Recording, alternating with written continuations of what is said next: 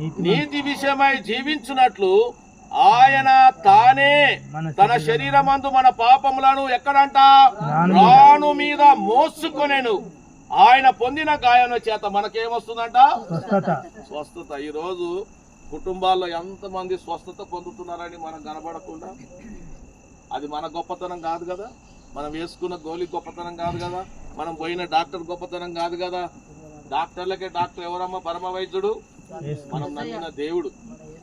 ఆయన జ్ఞాపకములు మనం చేసుకోవాలి. ఈ దినాల్లో నేను గోలి వేసుకుంటున్నట్టు ఆ గోలితోటి మనం బాగాలేదు. ఆ గోలిని రాయడానికి జ్ఞానం ఇచ్చిన దేవుడు, జ్ఞానవంతుడు, వైద్యులకే పరమ వైద్యుడు ఆయనలో ఉండి ఈ ఔషధాన్ని ఆయనకు రాయి, ఆయన బాగుపడతాడు, నిన్ను నమ్ముతాడు. నువ్వు నా మీద ఆధారపడు నీకు ఇచ్చిన జ్ఞానాన్ని బట్టి. ఈ దినము మన కోసం అండి. అందుకే వాక్యం చాలా స్పష్టంగా చెప్తుంది.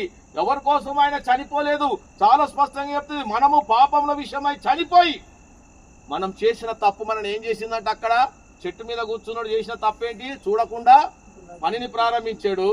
తప్పు జరిగింది, గొడ్డలు పడిపోయింది. మనం కూడా తప్పు చేశాము. ఎందులో పడిపోయాము?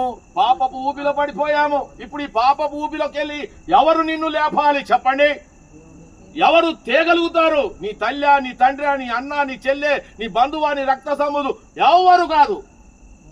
ఓన్లీ వన్ పర్సన్, నువ్వు ఆరాధిస్తున్న దేవుడు తప్ప ఎవరు నిన్ను తేలేరు. అందుకే నీతి విషయమై జీవించినట్లు ఆయన తానే తన శరీరమందు మన పాపములను మ్రాను మీద మోసాడండి, సిలువ.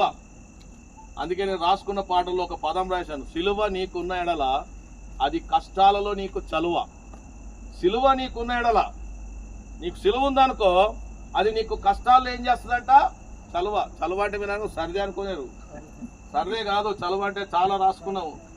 ఉపశమనం అంట. అంటే ఒక దాంట్లోకి వెళ్ళి నీకు ఉపశమనం, విడుదల కలిగించడం. తర్వాత అంతేకాకుండా ఒక హాయిని కలిగించడం అంట. అప్పుడప్పుడు చూడండి, బాగా ఎండలో విపరీతంగా తిరిగి వచ్చినోడికి ఏసీ వేసుకుంటే వాడి ముఖం చూడండి, ఇప్పుడు ఊపిరా నాకు మళ్ళీ బ్రీతింగ్ వచ్చింది. ఎందుకంటే ఈ చల్లగాలి రావాలి, లేకుంటే మనము మొత్తం.